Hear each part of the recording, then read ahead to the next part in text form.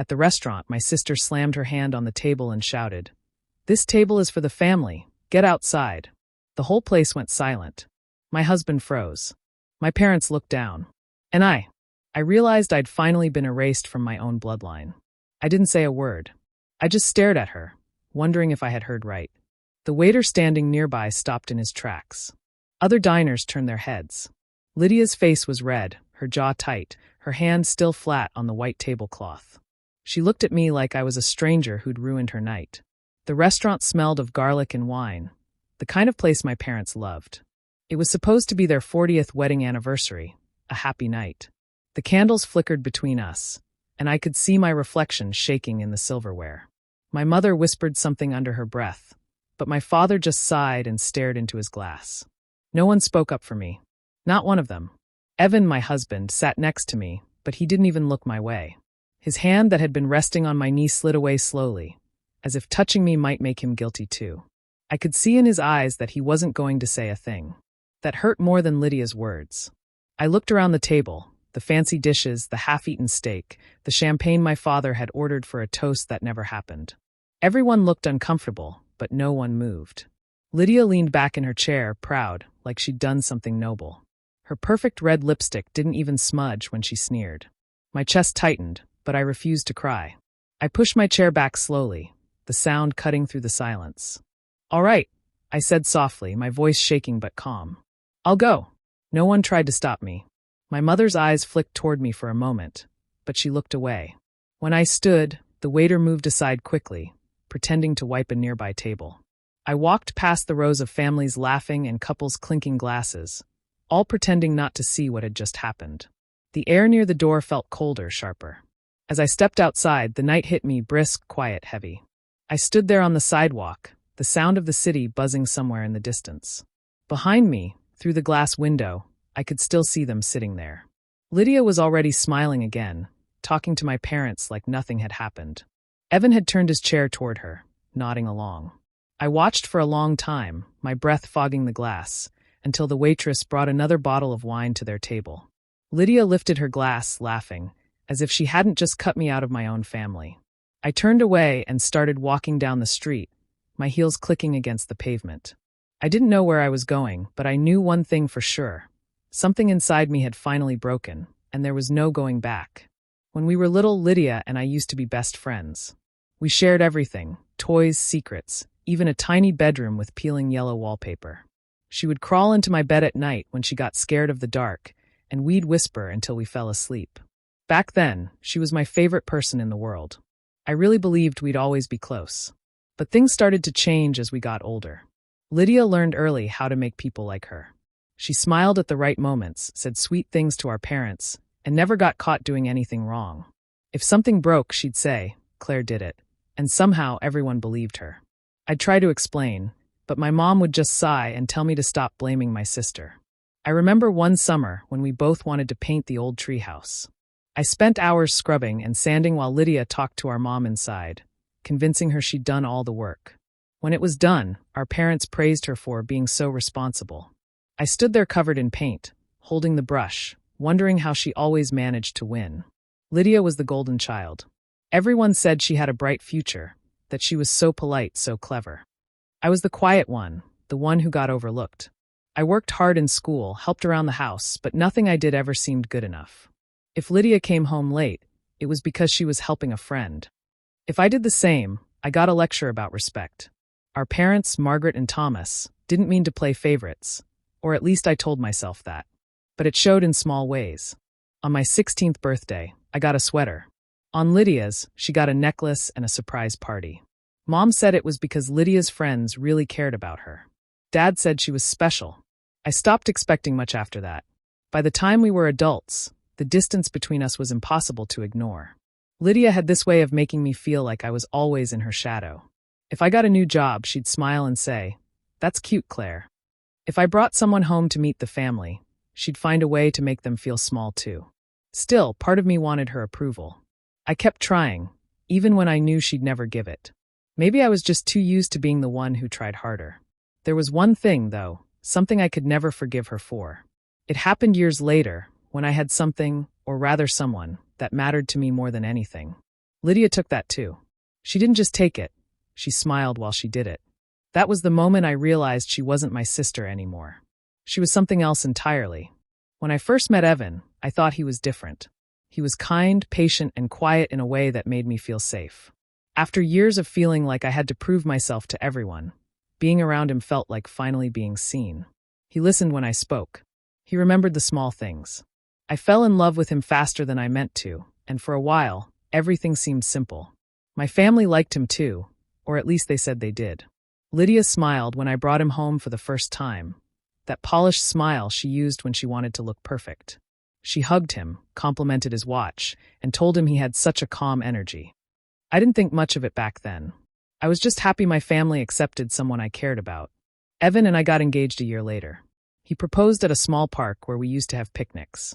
I remember crying and saying yes before he even finished asking.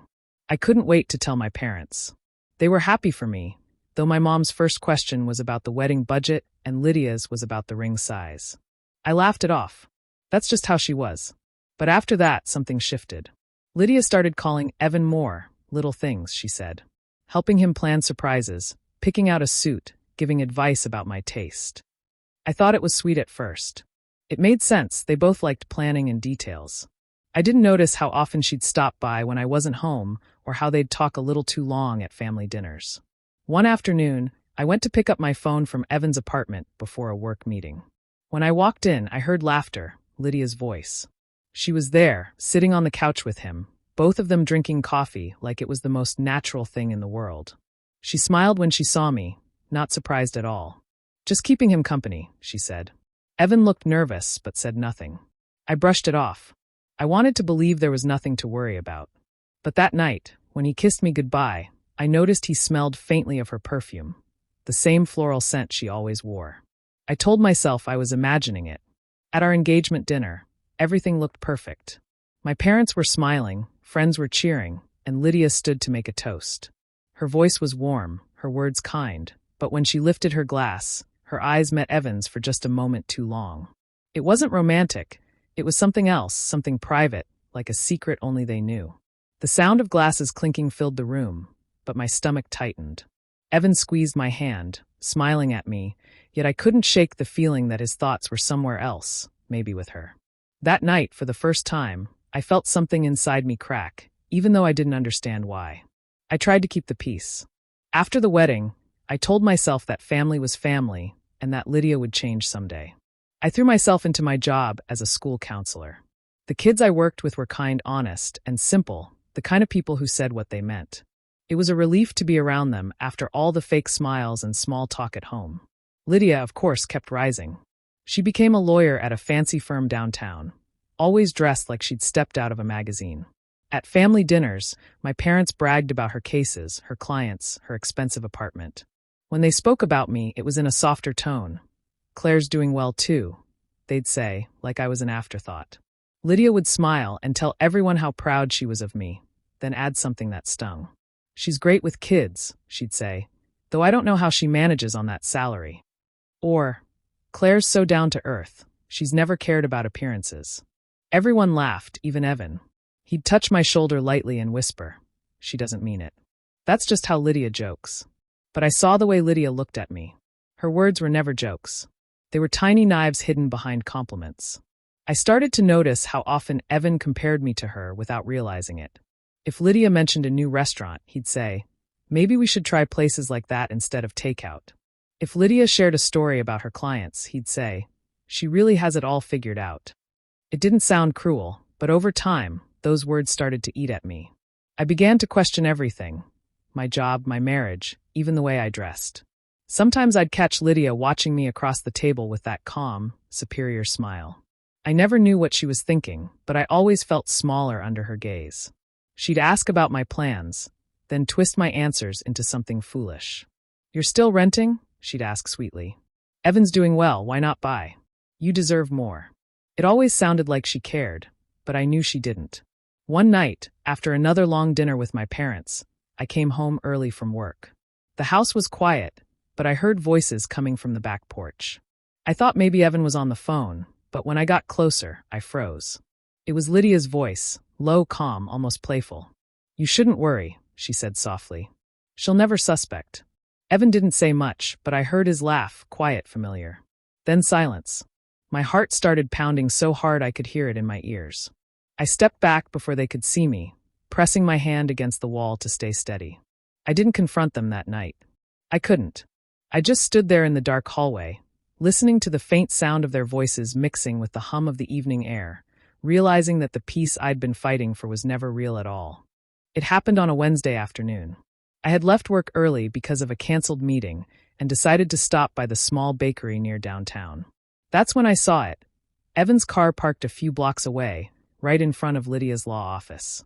My first thought was that it couldn't be his. Maybe it was just the same model, same color.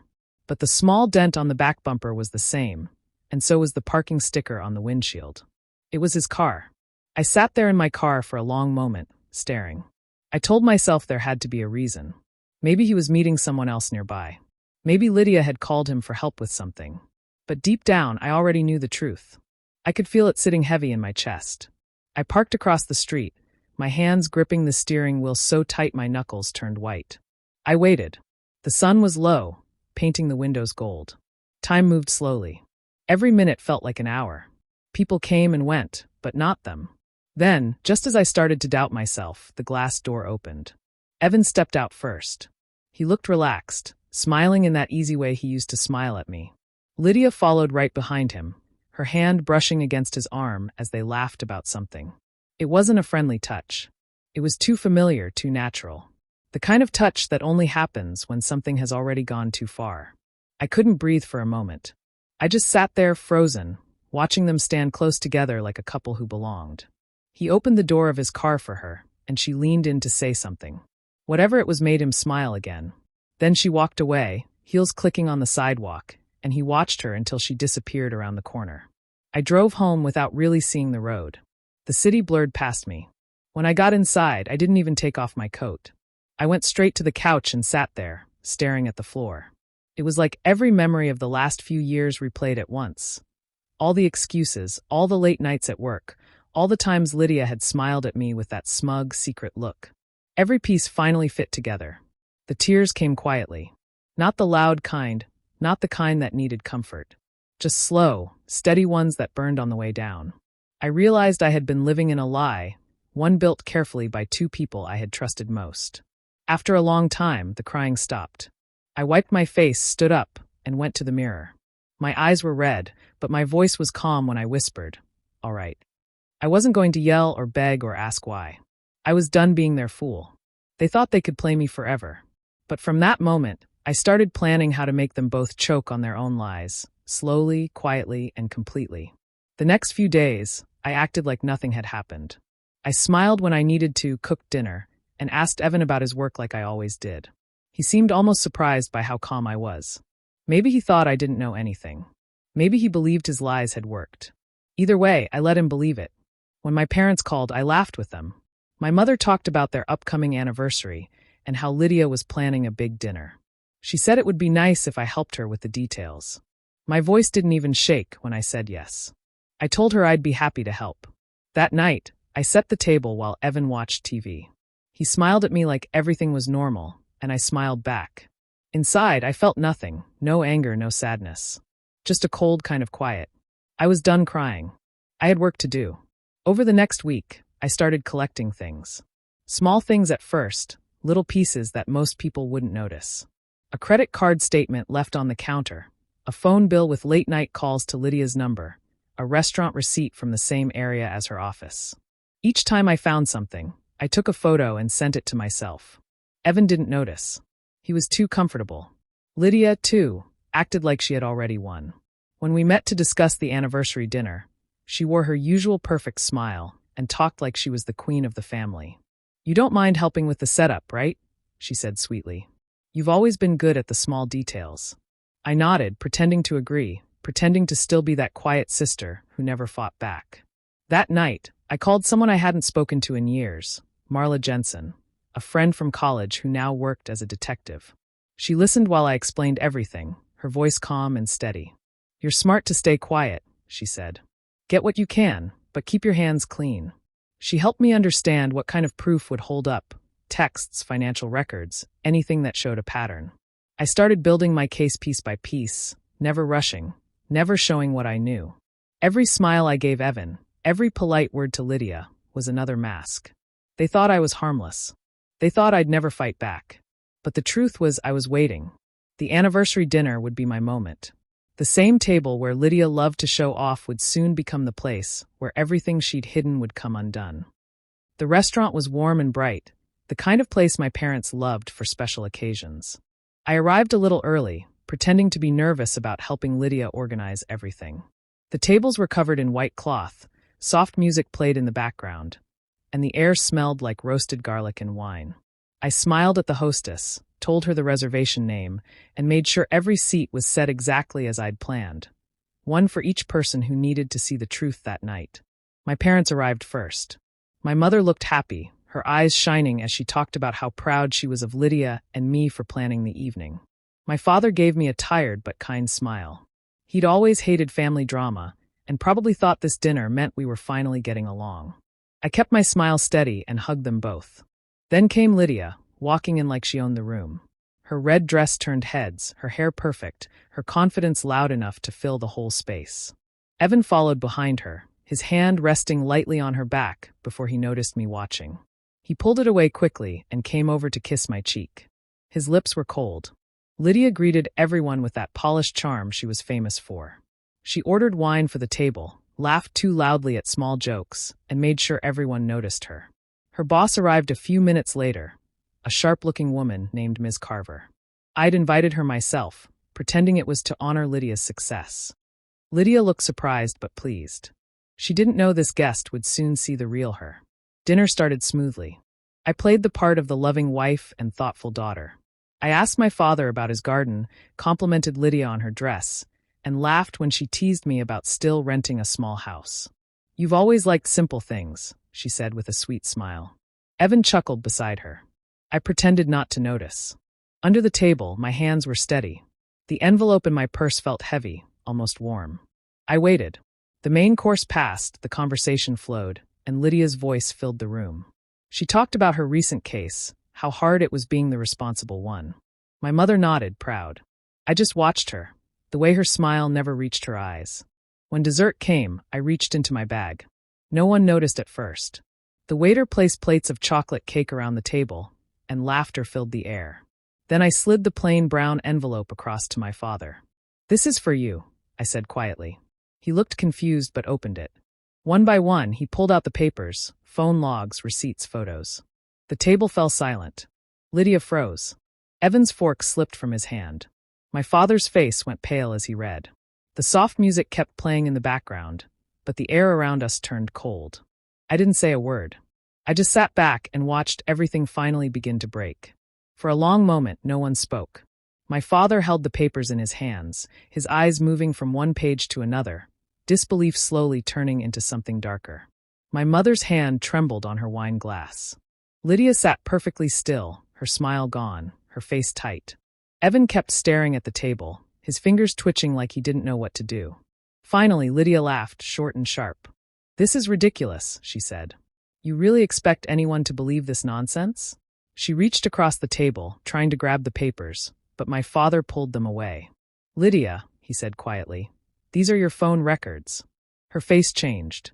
The laughter vanished. "Someone must have faked them," she said quickly. "Claire's always been jealous. You know how she is." Her voice rose, desperate and angry. "She probably made this up because she can't stand that I'm successful. She's been bitter her whole life." No one answered. My mother just whispered her name, but Lydia wasn't listening. Her voice grew louder, trembling now. "You're really going to take her side? After everything I've done for this family? She's the one who ruins everything." Evan finally spoke, but his voice was barely a whisper. "Lydia, stop." That was enough to set her off completely. She turned on him, her eyes wild. "Oh, don't act innocent. You're the one who told me she'd never find out." The words came out before she could stop them. The room seemed to shrink. My father's face went white, my mother covered her mouth, and Evan just closed his eyes. The truth was out. Lydia's chest rose and fell, her anger mixing with panic. "You think you've won, Claire?" she said, her voice shaking. "You're not even part of this family. You never have been. You're a mistake, and everyone knows it. Then she slammed her hand on the table so hard the silverware rattled. This table is for the family. Get outside. Every sound in the restaurant disappeared. People at nearby tables turned to stare. The waiter froze mid-step. Evan's eyes finally met mine, but he didn't say a word. He just looked lost, small. I stood slowly, the chair legs scraping against the floor. I looked at Lydia, at her perfect red lipstick now smeared across her teeth. My voice was calm when I said, "You're right. I'm done sitting at this table." I picked up my bag, straightened my coat, and turned away. No one tried to stop me. My father said my name once, quietly, but I didn't look back. As I walked out, the soft music started again, like nothing had happened. Through the glass door, I saw my family still sitting there, broken, silent, and finally facing the truth I'd left behind. The days after the dinner felt strangely quiet. No one called, no one came by. It was as if the whole family had stopped breathing. I went to work, smiled at the students, and came home to an empty house that finally felt like mine. The silence didn't bother me anymore. It felt clean, like the air after a storm. A week later, I heard through a family friend that Lydia hadn't gone to work since that night. Word had spread fast at her firm. Her boss had been there, had seen everything. She was put on leave, and soon after, they let her go. She'd built her whole life around being admired. The perfect lawyer, the perfect daughter. Now no one wanted to be near her. Evan moved out the day after the dinner. He sent a short text, saying he'd pick up the rest of his things later. I didn't answer. A few days later, I saw his car parked outside, but he didn't come in. I heard later that his family had turned their backs on him too. They'd always liked me, and now they couldn't look at him the same way. He'd ruined everything for a woman who couldn't even stand by him. My parents were the hardest part. My mother called often, her voice small and shaky. "Claire, please," she said once, crying into the phone. "Your sister's not well. She made mistakes, but she's still your family." I let her talk until she ran out of words. Then I said quietly, "Mom, forgiveness isn't always healing. Sometimes it's just freedom." There was silence on the other end, and then a soft sob before she hung up. I started changing things little by little. I sold the house, packed my things, and moved into a small apartment near the coast. I changed my number and told no one except my work where I was going.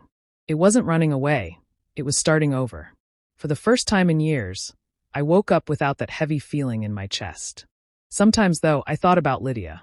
I imagined her sitting alone in that fancy apartment of hers, lights dim, a glass of wine in her hand. Maybe she stared at her reflection and wondered how it all slipped away. Maybe she blamed me. Or maybe, for once, she saw herself clearly. I didn't hate her anymore. Hate takes energy, and she'd already taken enough of mine. Now, she had nothing left, no job, no respect, no one to protect her. And me? I finally had something she'd never understand. Peace. Months passed, and life grew quiet in a way that felt right. I had settled into a small apartment near the coast, where the ocean could be heard through the open window at night. The sound of the waves was steady, like breathing, calm and endless. I no longer woke up thinking about the past. The pain had faded, not because I forgot, but because I had finally accepted that it was over. One cool morning, I went to a small diner by the water. The place was simple, a few tables, the smell of coffee and bacon, and soft music playing from an old radio. I sat near the window with a cup of coffee and watched the sea in the distance. There was no rush, no noise, no one expecting me to smile when I didn't want to. For the first time in years, I felt completely at ease. The waitress, a kind older woman with gray hair tied back in a bun, brought me my food and said, "You look peaceful, honey. Not many people sit alone and look that calm." I smiled at her and thanked her. She didn't know how long it had taken to feel that way. After a while, a man sitting at the next table looked over. He was probably in his 50s, reading a newspaper, the kind of stranger you'd forget by the next day. But he smiled and said, "You look like someone who's survived a war." His voice was gentle, not mocking, just curious. I thought about his words for a moment. Then I smiled back and said softly, "No, I just stopped dining with enemies." He chuckled, nodded, and went back to his paper. The waitress refilled my cup, and the sunlight from the window spilled across the table. I sat there for a long time, listening to the quiet sounds, the waves outside, the soft clinking of dishes, the low hum of life continuing. When I finally stood to leave, I left some money on the table and walked out into the sunlight. The air smelled of salt and new beginnings. The ocean stretched out before me, wide and forgiving. I didn't look back at the diner or think about the past. There was nothing left to fix or fight. I walked toward the boardwalk, the breeze lifting my hair, and for the first time in a long time, I felt completely free. The war was over. I had already won. Thanks, dear family, for watching and for always supporting our channel. Your love and encouragement mean so much to us.